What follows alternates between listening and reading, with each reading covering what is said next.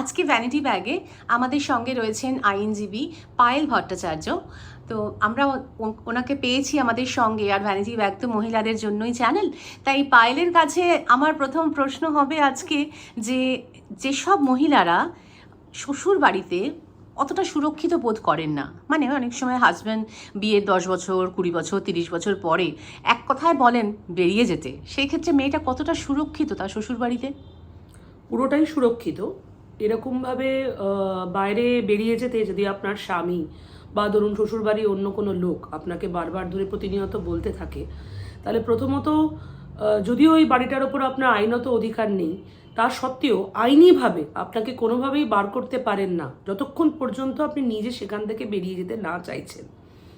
এটা ঠিক কথা যে মানসিক কিছু কথা আমাদের অবশ্যই গায়ে লাগে, কিন্তু আইনিভাবে যদি আপনাকে চলতে হয় তাহলে আপনাকে এটা মাথায় রাখতে হবে, আপনি যদি বারবার এরকম ধরনের হুমকি পান, সে আপনার স্বামী হোক, শাশুড়ি, শ্বশুর, ননদ, নন্দাই, শ্বশুরবাড়ির পক্ষ থেকে যারা যারা আছেন এবং বিভিন্ন উপায় হয়তো আপনাকে উত্ত্যক্ত করা হচ্ছে, আপনি সরাসরি থানায় গিয়ে এফআইআর করতে পারেন এবং বলতে পারেন যে আপনার কি সমস্যা।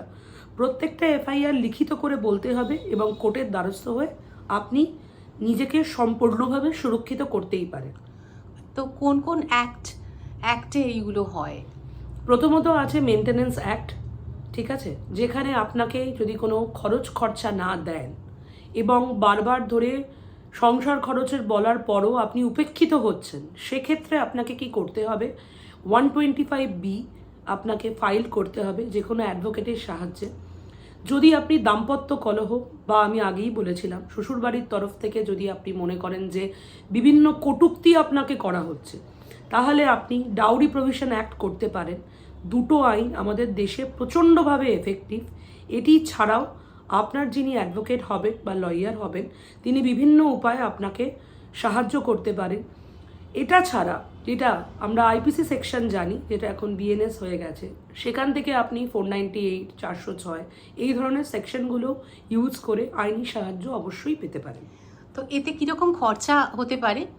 এটা মানে এক্স্যাক্ট বলা যায় না। বেসিক্যালি যদি আপনি কোনো লিগ্যাল সেলের কাছে যান তাহলে আপনার কোনো খরচা নেই।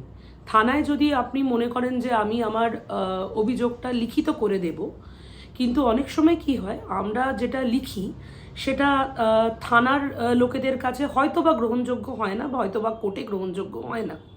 সেক্ষেত্রে যদি একটি লয়ারকে আপনি ধরেন বা যদি যোগাযোগ অ্যাপয়েন্ট করেন বা চলতি কথায় বলেন যে আপনি কোর্টে চলে গেলেন, পুলিশ কোর্টে গেলেন বা বিভিন্ন ধরনের জুরিডিকশন, সবার আগে জুরিডিকশনটা বুঝতে হবে। আপনি যদি বনগাঁতে থাকেন আর হঠাৎ করে কলকাতার হেস্টিংসে গিয়ে যদি মামলা করতে চান, সে মামলা কিন্তু আপনার হবে না। আচ্ছা, ঠিক আছে, আপনাকে জুরিডিকশন মেনটেন করতে হবে।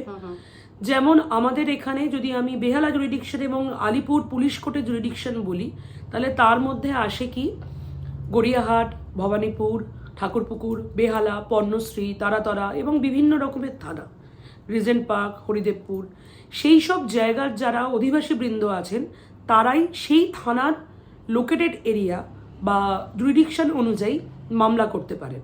তার বাইরে গিয়ে আপনি মামলা করতে পারবেন না। হঠাৎ করে আপনি বনগাঁ থেকে যদি মনে করেন আসেন, কিন্তু মেয়েদের ক্ষেত্রে যেটা সবথেকে ভালো জিনিস সেটা হলো, আপনি বনগাঁতে আছেন, আপনার বিয়ে হয়েছে বেহালাতে, আপনি বনগাঁতেও মামলা করতে পারেন, বেহালাতেও করতে পারেন।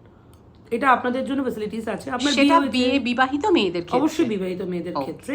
এবং ধরুন আপনার সাথে যদি ভগবান না করুক কোনো ইনসিডেন্ট যদি হয়, ধরুন আপনার ব্যাগ চুরি হয়ে গেল বা ছিনতাই হলো, যেই এরিয়ার মধ্যে হয়েছে সেখানেও আপনি নিয়ারেস্ট যে আপনার পুলিশ স্টেশন আছে সেখানে গিয়ে আপনি আইনি ব্যবস্থা বা সাহায্য চাইতে পারেন।